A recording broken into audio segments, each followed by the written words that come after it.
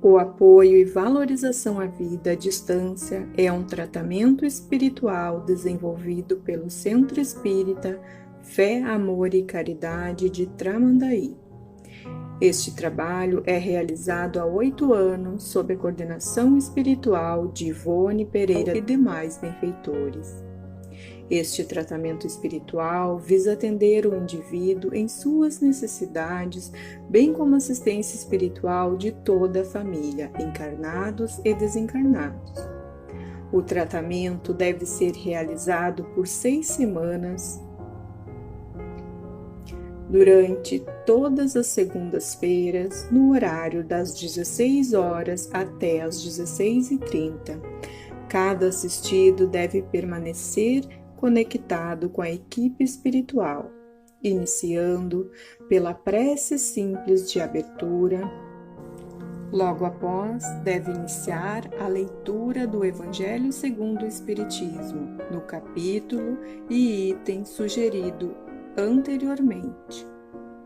Ao término da leitura, deve-se fazer a prece de encerramento, agradecendo a assistência e a companhia dos benfeitores espirituais. Para finalizar o tratamento, é necessário o autoabraço, reconectando-se consigo mesmo. Boa tarde, amigos.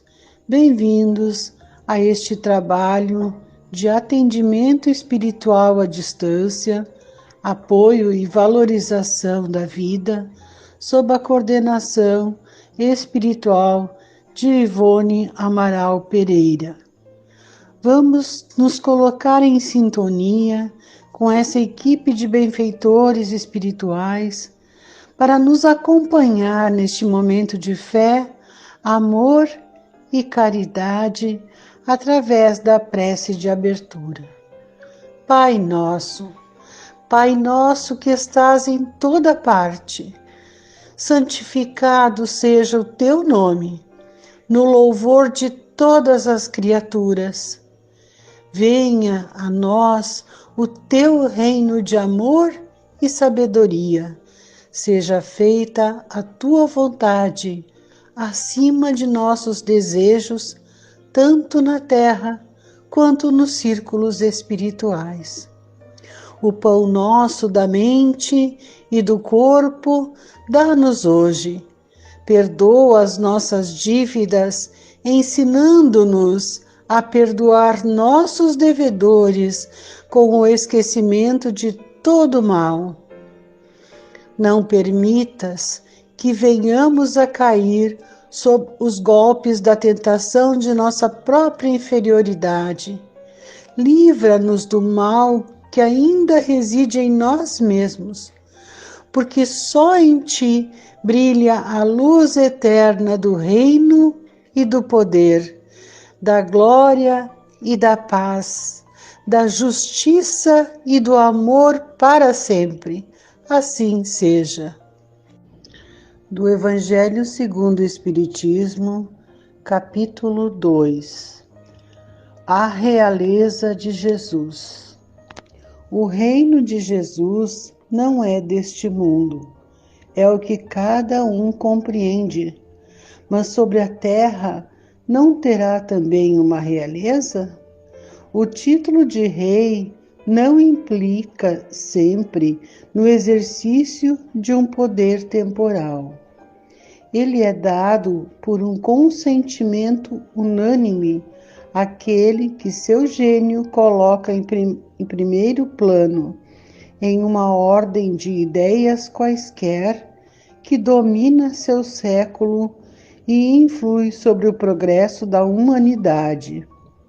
É nesse sentido que se diz o rei ou o príncipe dos filósofos, dos artistas, dos poetas, dos escritores, etc. Essa realeza, nascida do mérito pessoal, consagrada pela posteridade, não tem frequentemente uma preponderância maior do que a daquele que leva o diadema? Ela é imperecível, enquanto que a outra é o jogo das vicissitudes. Ela é sempre abençoada pelas gerações futuras, enquanto que a outra, por vezes, é amaldiçoada. A realeza terrestre acaba com a vida. A realeza moral governa ainda e, sobretudo, depois da morte. A esse título, Jesus não é um rei mais poderoso que muitos potentados? Foi, pois, com razão que disse a Pilatos: eu sou rei, mas meu reino não é deste mundo. O ponto de vista. A ideia clara e precisa que se faz da vida futura dá uma fé inabalável no futuro, e essa fé tem consequências imensas sobre a moralização dos homens quando muda completamente o ponto de vista sob o qual eles examinam a vida terrestre. Para aquele que se coloca pelo pensamento na vida espiritual, que é indefinida, a vida corporal não é mais que uma passagem, uma curta estação num país ingrato. As vicissitudes e as tribulações da vida não são mais que incidentes que recebe com paciência, porque sabe que não são senão de curta duração e devem ser seguidos de um estado mais feliz. A morte nada mais tem de apavorante e não é mais a porta do nada, mas a da libertação que abre ao asilo, ao exilado, a entrada de uma morada de felicidade e de paz. Sabendo que está em um lugar temporário e não definitivo, recebe as inquietações da vida com mais indiferença, e disso resulta, para ele, uma calma de espírito que lhe atenua a amargura. Pela simples dúvida sobre a vida futura, o homem dirige todos os seus pensamentos sobre a vida terrestre.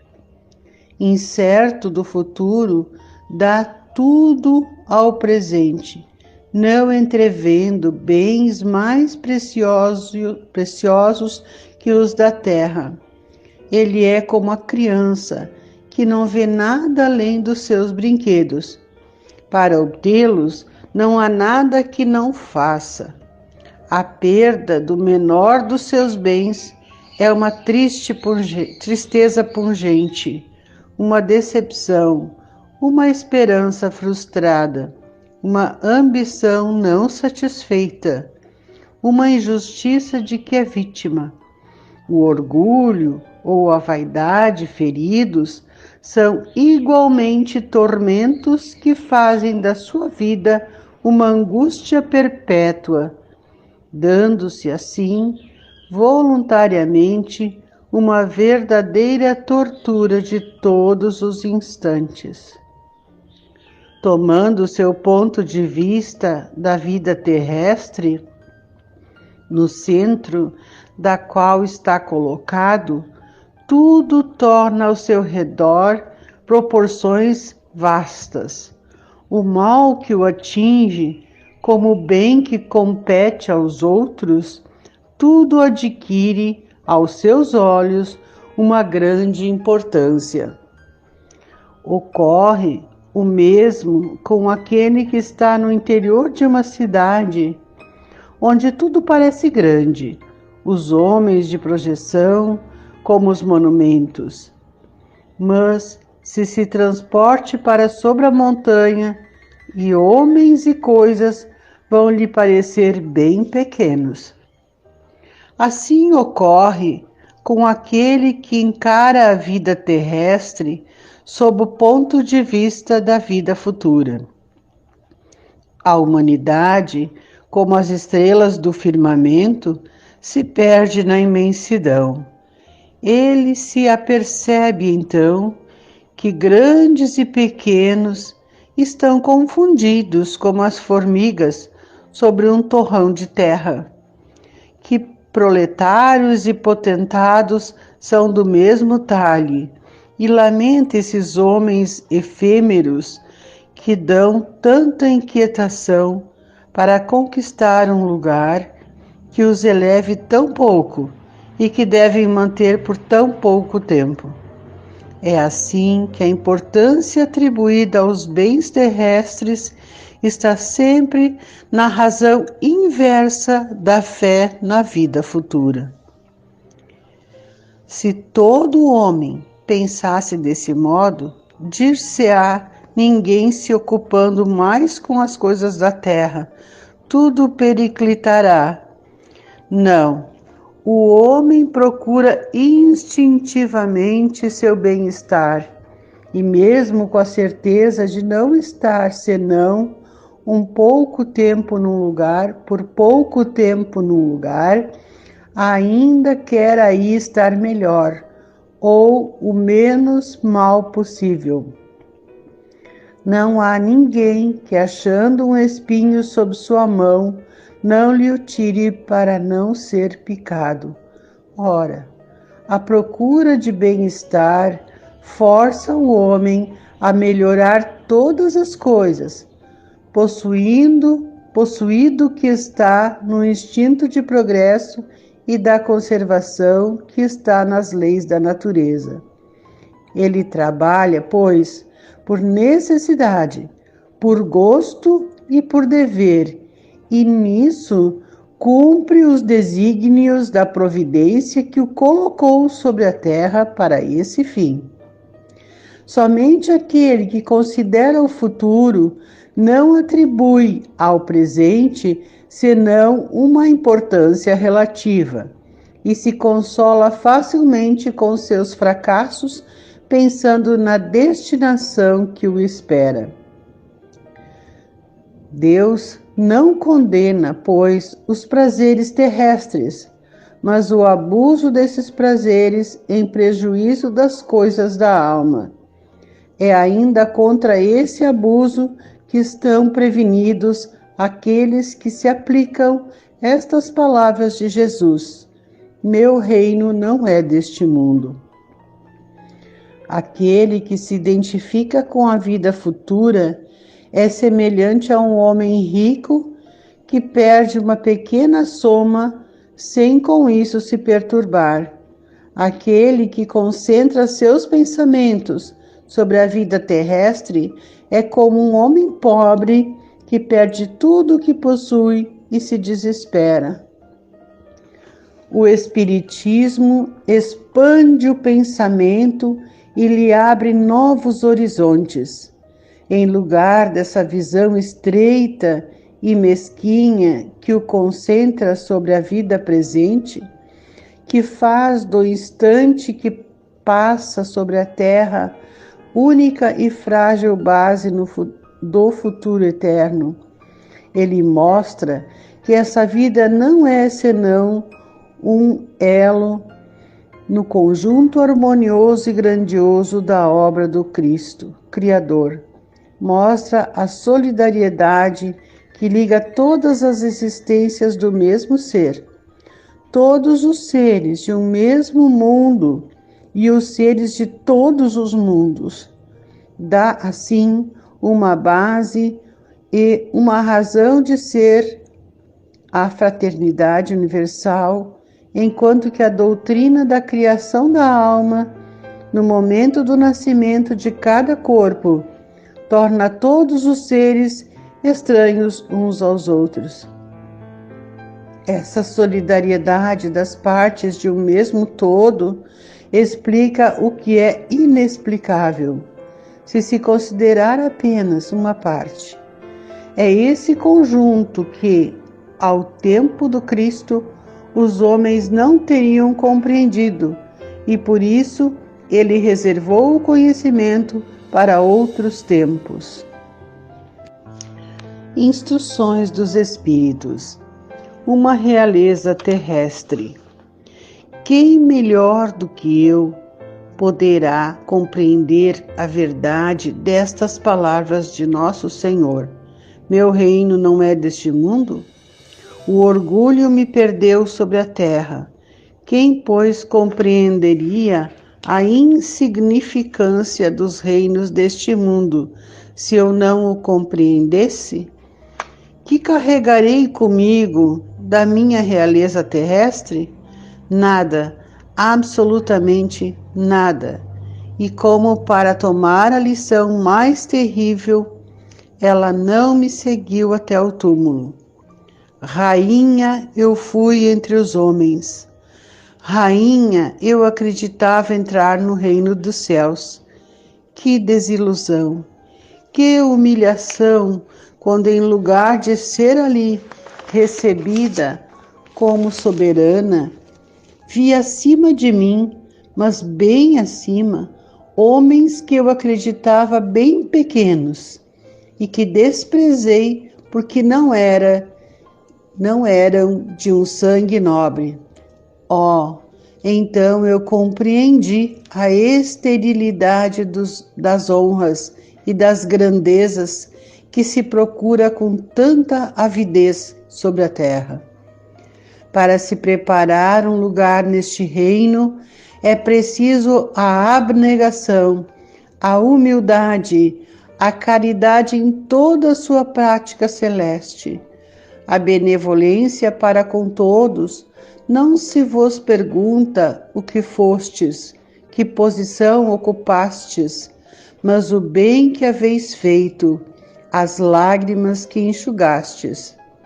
Ó Jesus, disseste que teu reino não era deste mundo, porque é preciso sofrer para alcançar o céu.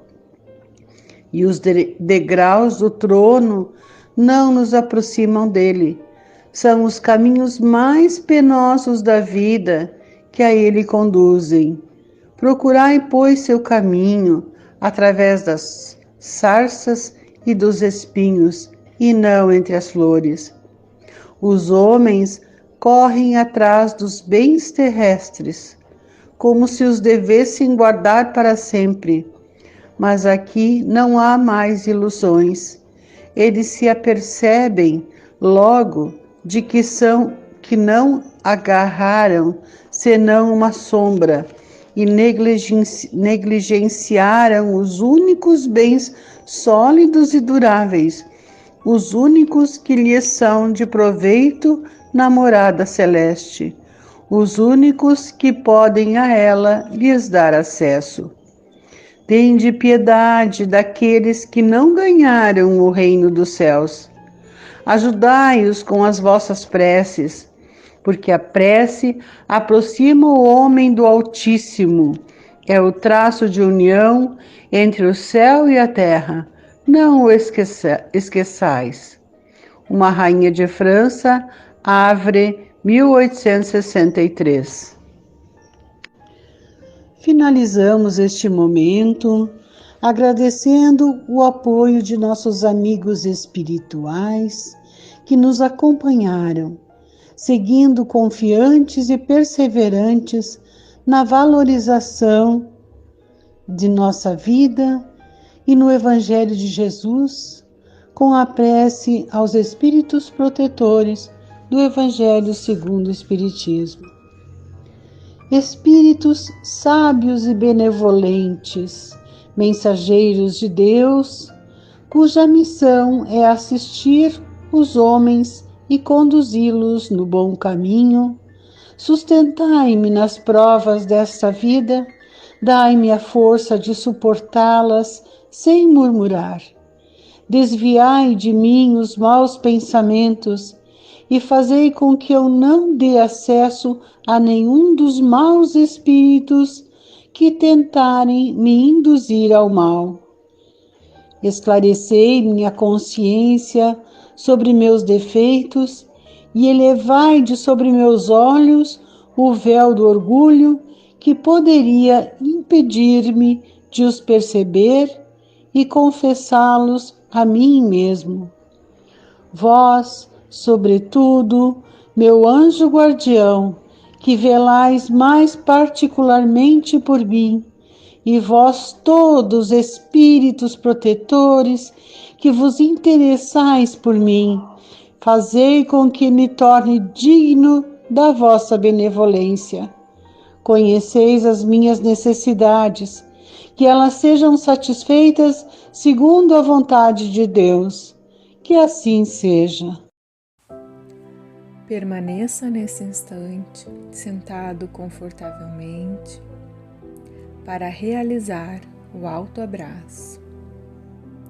Abrace-se de maneira prazerosa e confortável e repita comigo: eu amo a Deus, eu amo a Jesus, eu amo a vida, eu me amo. Que assim seja.